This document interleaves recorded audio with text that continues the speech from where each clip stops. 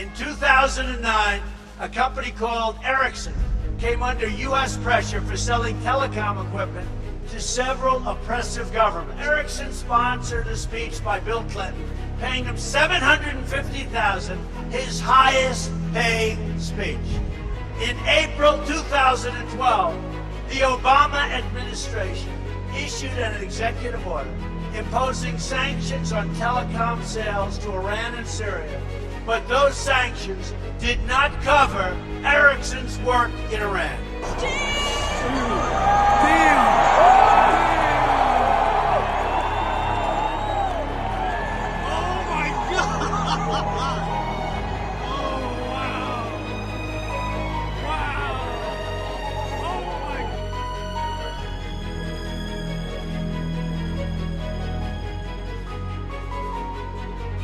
I mean, I would be inclined to believe that Trump retruthing that video is somewhat, calling it a masterpiece, is somewhat of a confirmation of maybe if not everything you said in that video.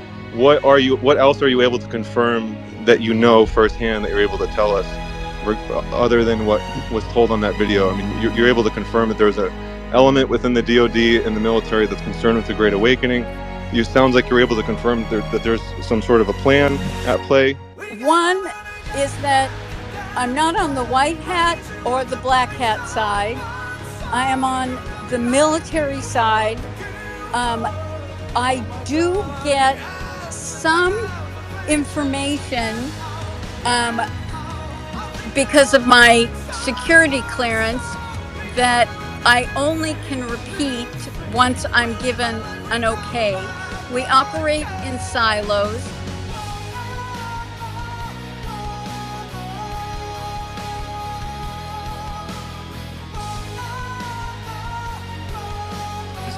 But I just want to thank you for being here, Carrie. You're an incredible person. Something good's going to happen. It's going to be much bigger. It's going to be much bigger. Got it.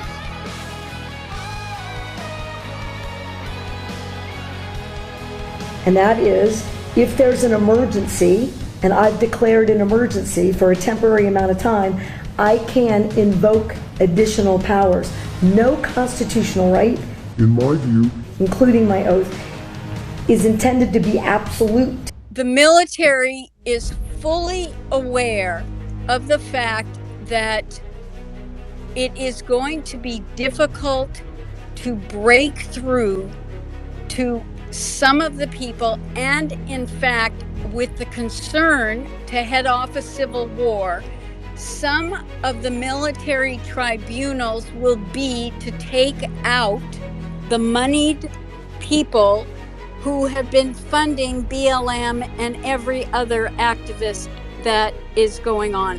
Hello, Truth Seekers. Where we last left off a couple of weeks ago, I was speculating regarding the announcement of the Donald Trump Georgia election indictment, again exploring the concept 10 days dark. We are now on the other side of those 10 days, completely crossed the Rubicon. The deep establishment continues on its deprivation of rights agenda, most recently with the New Mexico governor attempting a temporary suspension of Second Amendment rights for a few cities within that state. Donald Trump continues his campaign in Iowa. Here you can see he's flipping burgers. A gradual worsening of the unhumaning process carried out by government at its different levels against the people continues. Here in a clip I won't play through, we have a father being taken down by the cops after he revealed at a school board meeting that his daughter was physically harmed by boys. Individuals with authority continue to make far less than the wisest decisions everywhere within the country, United States. Biden poll numbers creep ever lower, here with the CNN poll showing 28% of Americans say Biden inspires confidence. As a final recent news item I'll bring to your attention, Proud Boys leader Enrique Tarrio was sentenced to 22 years behind bars, in part due to video revealed that showed him seemingly encouraging Proud members to stay at the Capitol on that fateful day in January, he himself not physically present at the Capitol. And by contrast, Joe Biggs, a man pictured here to the bottom left, who was accused of and convicted for removing from this earth the life of the young man you see pictured to the right, received a sentence of 5 years for such a heinous crime. Far cry from Enrique Tarrio's sentencing. Many speculate it's because the young man was a Republican, meaning that if that is the case, the justice system currently has a very strong bias. Remember Klaus Schwab's statement about the nature of the emotions the world will take? Definitively a lot of anger already now, but probably increased by the end of the year, because this crisis will be with us until we really have found a remedy. So we have to prepare for a more angry world. It could be that they want us to be angry in general, feeling the unfairness of various situations and the deprivation of rights. I know that within our parameters, if we conduct ourselves with great self-restraint, some anger can be motivating for some to take just actions in order to balance the ledger, so to speak, and to create parallel community options to compete with our existing options. So in this video, I'll just show you some of the things that I'm looking into. Things not specifically with the goal of creating a happier world, but really just more interesting pathways of further research brought to my attention recently. If you like, comment below if there are certain topics that interest you, what I'm about to share. In a post, Jack Straw contends that there were potentially 2 takes for Biden's original inauguration. I had looked at these comparison photos previously and concluded that the differences really relate to aspects of the camera lens being used. However, I did not really analyze these different footage takes in great detail to confirm the situation beyond a shadow of a doubt. It's risky to go into this topic on the YouTube platform, but it is a consideration. On the encouragement of one individual in my DMs, I've been copying over some videos from my YouTube catalog to Twitter/X, and I strongly consider the production of X exclusive videos. I will likely copy over the entire catalog, speculating the possibility that X at some point will consume YouTube's lunch. It may then rise up in the rankings, at least to rank 2, finally creating cracks within the Google monopoly. Google's information control aspect with its censor algorithms at this point in time constitutes the greatest threat to our civilization. Very strong statement for me to make, but one I feel is supported when you think about search term manipulation, creating a political slant for anyone who uses the search engine. Strong statement, I know, but I feel this is supported by discoveries made through the research of Dr. Robert Epstein. So alternatives such as X and Rumble and Odyssey have to succeed. The information control of the media establishment is very strong. It creates a powerful dampening effect on the needed truth echoes to activate the consciousness of the sleeping masses. So in addition to copying over the video catalog to Twitter, there are some recent scientific stories of great public interest, including this interesting yin-yang phenomena of 2 photons quantum entangled in real time. The title for this study is Interferometric Imaging of Amplitude and Phase of Spatial Biophoton States. A potential insider tells me to closely attend to the actions overseas in the country of Niger, where we know a military junta overthrew the establishment and presidency for that country just last month. Someone else tells me to seek up these people, Kate Maas, EKO, and friends. I was told after E comes F. From another direction, a potential insider points to Elon Musk as possibly being the progenitor of Bitcoin, possibly being Satoshi Nakamoto himself. This video goes on to prove that the public IP address of the original Satoshi Nakamoto, it's understood that Elon Musk owns 5 separate mansions in the Bel Air area, which is not far from the Van Nuys airport. So the individual promoting the research project looks at very specific sequences involving names with letters interpreted as numbers, with operation on the hypothesis that Elon Musk uses gematria consciously or unconsciously in his choice for names. In another apparent research angle, a friend shares with me a study from 2004 titled The Electrophysiological Evidence of Intuition Part 1, The Surprising Role of the Heart. A study showing that both the heart and brain work together in the intuitive process, measurable metrics including heart rate variability. It's a 3-part study that I tend to look into. Pillar of our new strategy is a shift from a time-based approach to one based on conditions. I've said it many times how counterproductive it is for the United States to announce in advance the dates we intend to begin or end military options. We will not talk about numbers of troops or our plans for further military activities. Conditions on the ground, not arbitrary timetables, will guide our strategy from now on. America's enemies must never know our plans or believe they can wait us out. I will not say when we are going to attack, but attack we will. If you're out under this order, if it stands, you notice I said if, and I think I warned everyone that we expect a challenge. Probably while you're writing this, we're getting.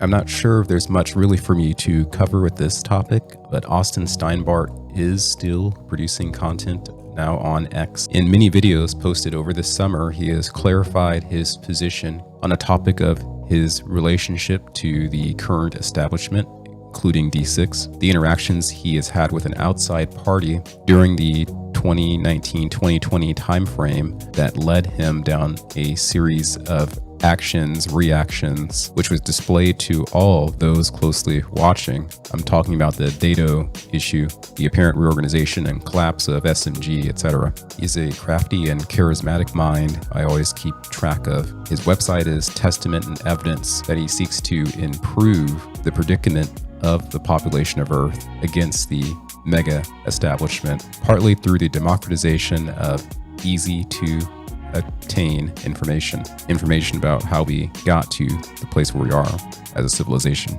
His co-patriot, Michael Corey, is still very active on Twitter/X, hosting spaces. Another potential insider asks me to look into MOND, which is to be the future for us. MOND is an alternative paradigm of dynamics seeking to replace Newtonian dynamics and general relativity.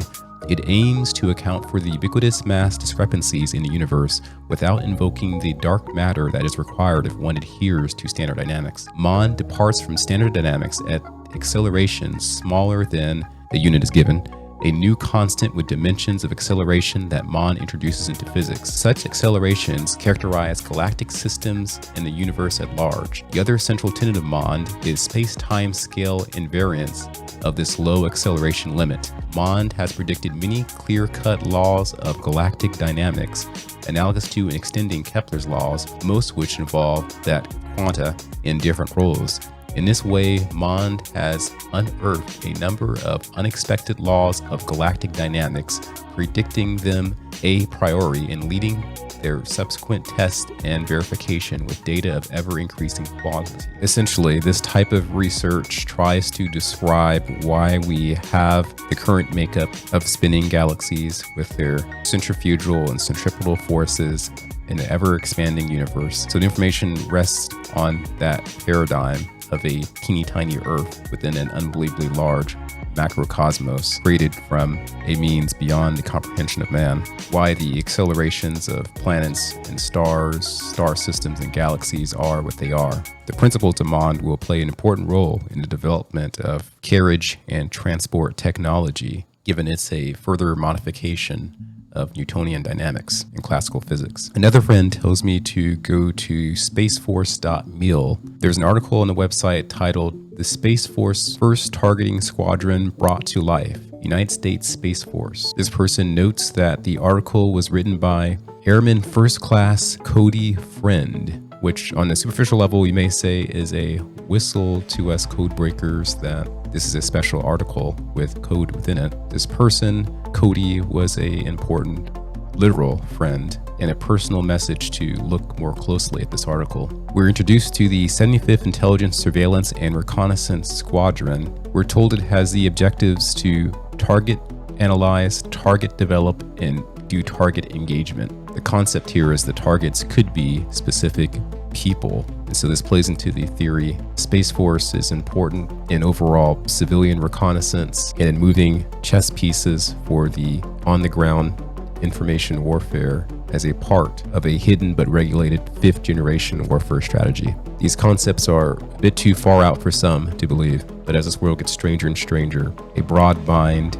is needed to consider different possibilities in the explanation of current events. We'll see how this topic develops. In other recent events, I've been following General Mike Flynn's subscription account where he educates his readers on the principles of fifth-generation warfare. Now, I admit it is a somewhat expensive subscription at $10 a month, but it may be worth the strat of subscribing, going through all the material, and then unsubscribing if you wish not to pay the $10 on an ongoing basis. The information is high quality and very well put together with video format. This is exclusive to X as far as I'm concerned. The Jen Moonbeagle account is still active, and she links Elon Musk to Set. That's all I'll comment about for now. Michael Corey has an interview with Laura Logan where he goes into his own personal background and also breaking down the Erickson report. It's quite excellent in its production. Dr. Jan Halper-Hays, who suggested in a prior interview that there is a mill plan to possibly save the country and the world,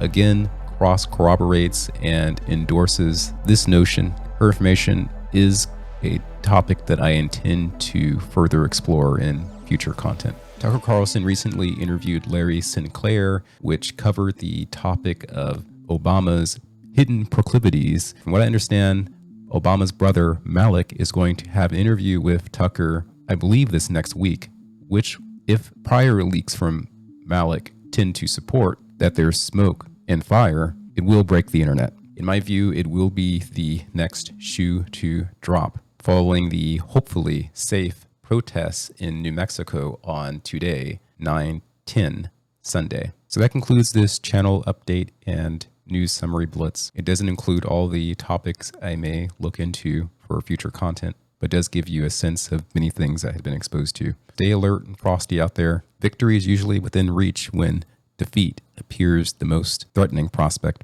Despite the circumstances, the American spirit, and a spirit that yearns for a free and happy world, will not perish, but will live on forever. Till next time, peace. In our nation's 246-year history, there has never been an individual who is a greater threat to our republic than Donald Trump. He tried to steal the last election using lies and violence to keep himself in power after the voters had rejected him. He is a coward. A real man wouldn't lie to his supporters. He lost his election, and he lost big. I know it, he knows it, and deep down, I think most Republicans know it. I see, I'm just following my orders here.